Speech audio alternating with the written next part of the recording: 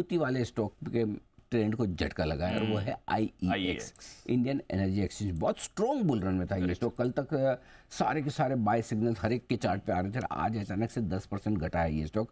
क्या प्राइस चल रहा है? 213-14 के आसपास चल रहा है। कहीं कहीं मीडिया रिपोर्ट्स आई कि वो डीकपलिंग वाला जो मामला है वो हो जाएगा। अब ये कि सारे एक्सचेंजेस, पावर एक्सचेंजेस जो भी है, वहाँ पर पावर का ट्रेड करने के लिए सेम प्राइसेस रहेगी। मामला क्या है? मामला है कि IEX, इंडियन एनर्जी एक्सचेंज, ऐसा एक्सचेंज है जिसके प्लेटफॉर्म पर आकर जिन लोगों को पावर खरीदना होता है, जिन लोगों को पावर बेचना होता है, वो ऐसा कर सकते हैं। ठीक वैसे जैसे आप NSE और BSE पर जाकर आप शेयर खरीदते बेचते हैं, कायदे से एक एक्सचेंज भी हो सकता है, उसी में कर लो बोल लो।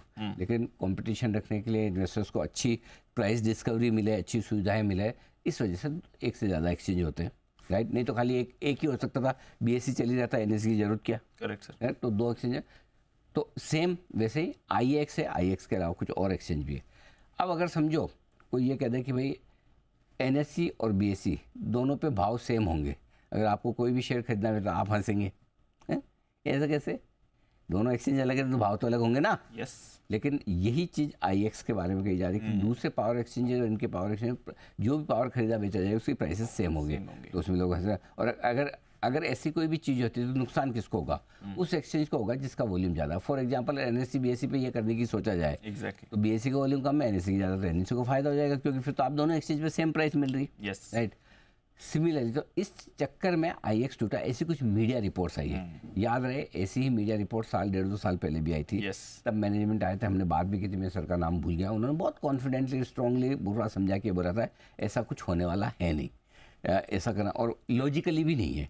एक्सचेंजेस को आप, सारे एक्सचेंजेस को ये नहीं कह सकते कि आप एक ही प्राइस रखें, लॉजिकली नहीं बनता है। और शायद अगर कोर्ट वोर्ट में मामला जाए तो कोर्ट इसी तरह का फैसला लेगा कि ऐसा हो नहीं सकता। करेक्ट। अगर ऐसा है तो फिर आपको 4 एक्सचेंज चाहिए क्यों? करेक्ट।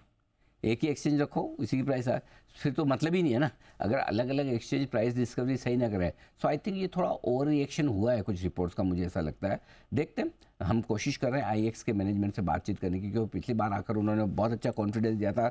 उन्होंने बोला भी था 1.5-2 साल तो आप भूल जाइए कि ऐसा कुछ होने वाला है, होगा तो अभी लंबा टाइम लगेगा, तो पहली बात तो होने वाला है नहीं। करेक्ट। तो अब हम फिर से कोशिश करेंगे उनसे, बट मेरे ख्याल से थोड़ा सा लोगों का एक्सेस डर हो गया इस स्टॉक को लेकर, और चूंकि बढ़ा हुआ स्टॉक था, ओवरबोट था, तो करेक्शन के लिए एक बहाना जो चाहिए वो मिल गया। बट मुझे नहीं लगता कि इस पर किसी को पैनिक करके स्टॉक को बेचना चाहिए। थोड़ा सावधान रहें, ये ध्यान में रखिएगा। लोअर लेवल्स पे ऐसे शॉर्ट ना कर दें, और है तो ऐसे औने पौने दामों पर ना बेच दें, जब तक कि ये क्लैरिटी ना जाए कि भाई ऐसा वाकई में हो सकता है। उसके होने के चांसेस कम लगते हैं, ना तो कभी नहीं कर सकते कि नहीं होगा, गवर्नमेंट रूल्स रेगुलेशन है, कभी भी बदल जाए, हु नोज, बट लॉजिकली नहीं होना चाहिए। इस लॉजिक के हिसाब से तो फिर सारे एक्सचेंजेस के, चाहे वो कमोडिटी एक्सचेंजेस हो, चाहे इक्विटी एक्सचेंजेस हो, चाहे किसी और तरह के एक्सचेंजेस, सबके प्राइसेस सेम होने चाहिए हर एक एक्सचेंज।